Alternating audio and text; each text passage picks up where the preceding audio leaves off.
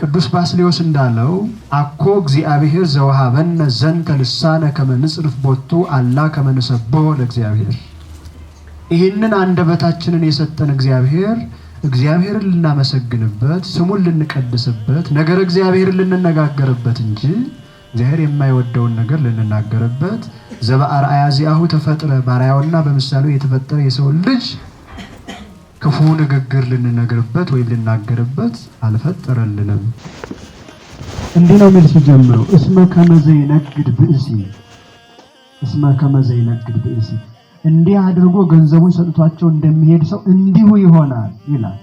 ዝም ብሎ የሚቀር አይደለም፣ እንዲሁ የሚሆን የሚፈጸም ሌላ ምስጢር ያለው ሌላ ትርጓሜ ያለው እንደሆነ ይነግረናል። ስለዚህ አሁን ሰጪው እግዚአብሔር አምላካችን ነው። ባለጸጋ የተባለው ሰጪው እግዚአብሔር አምላካችን ነው። ተቀባዮች የተባለው እኔና እናንተ ነን። እያንዳንዱ የሰው ዘር ፍጡራን በሙሉ የተሰጠ ተቀባዮች ነን። ስጦታው ግን ቅዱስ ጳውሎስ በዚህ በአንደኛ ቆሮንቶስ ምዕራፍ 12 ቁጥር 4 ላይ እንዲህ ይላል፣ እንዘ አሐዱ መንፈስ ብዙ መክፈልታተ ሱታፌ፣ መንፈስ ቅዱስ አንድ ሲሆን ጸጋ ግን ልዩ ልዩ ነው። ለእያንዳንዱ የሚሰጠው ጸጋ እጅግ ልዩ ልዩ ነው። ምክንያቱም ወአልቦ ሁልቁ ለጥበቢሁ፣ ለእግዚአብሔር ለጥበቡ ስፍር ቁጥር የለውምና ብሎ ዳዊት ተናግሯል። አብይ እግዚአብሔር ወአብይ ኃይሉ ወአልቦ ሁልቁ ለጥበቢሁ። እግዚአብሔር ገናና አምላክ ነው፣ ኃይሉም ታላቅ ነው፣ ለጸጋውም ስፍር ቁጥር የለው። ከዚህ የተነሳ ታዲያ ነፍስን ማኅበ አልቦ አምጥቶ ስጋን ባሪያውና በምሳሌው ቀርጾ ከምድር አፈር አበጅቶ አዋህዶናል። እንዲህ ሲያደርግ ምድራውያንና ሰማያውያን ሆነን በሁለት ዓለም ኖረን በሁለቱ ዓለም እግዚአብሔርን አገልግለን መንግስቱን እንድንወርስ ነው።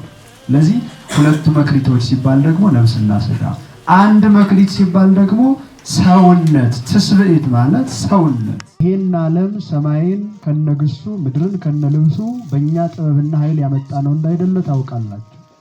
ሰማይን ከነግሱ ምድርን ከነልብሱ ፈጥሮ ለኔና ለናንተ ምቹ አድርጎ አከናውኖ ለዚያውም የተዋበች ያማረች የሕይወት ዛፍ ያለባት የሕይወት ውሃ የሚፈልቅባት ገነትን የሰጠን ስስት የሌለበት ወዶ የማይጠላ ታምኖ የማይከዳ ባንደበቱ ብሂሉት በልቡናው ክፋት የሌለበት ቸር አምላክ ነው እግዚአብሔር። ለእያንዳንዱ ፍጡር ከመላእክት ጀምሮ ጸጋን ሰጥቷል። ጸጋ ማለት ስጦታ ነው። ምን አይነት ስጦታ ተሰጠን? ምናልባት ይሄ በአንድምታ ትርጓሜያችን በሰፊው ታትቷል።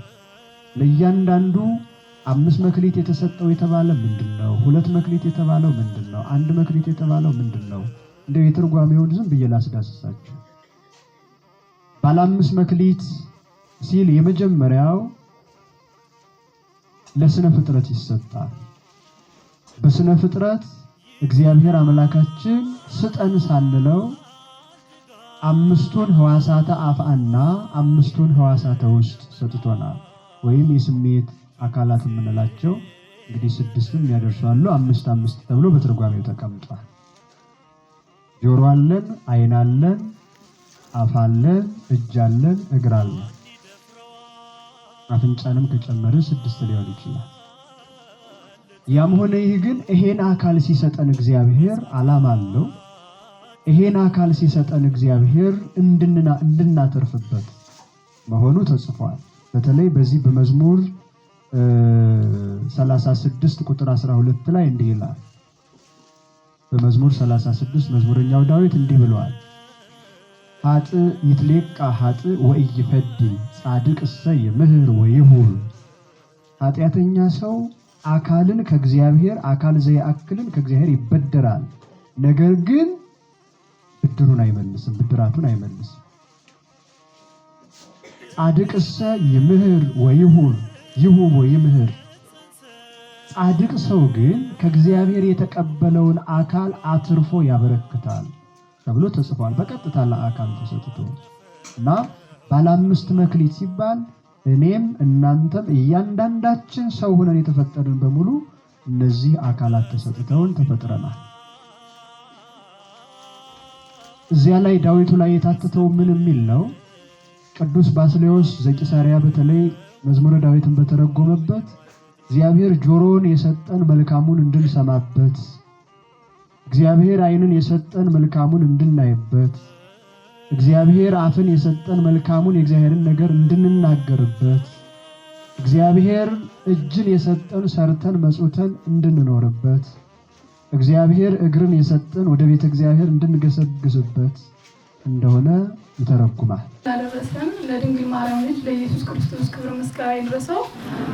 እንግዲህ ወደ ቅድስት ቤተ ክርስቲያን አንጻን ግቢ ጉባኤ አስተምሮን ማህበረ ቅዱሳን ተዋግረው ለኛ ተሰጠው አደራ ተሰጠው ለዚህ አድርሰውናልና ለወደ እግዚአብሔር ስሙ የተመሰገነ ይሁን።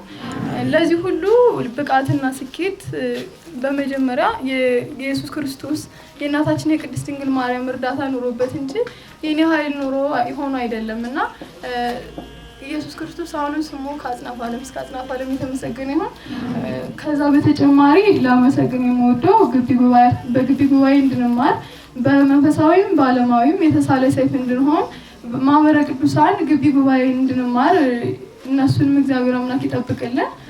ከዛ በመቀጠል ምለው ነገር ቢኖር ለዚህ ነገር ላበቃኝ ግቢ ጉባኤ ስለሆነ ለዚህ ሁሉ ነገር ደስተኛ ነኝና አንዱን ዋንጫ በግቢ ጉባኤያችን ስም ለማህበረ ቅዱሳን ለመስጠት እወዳለሁ።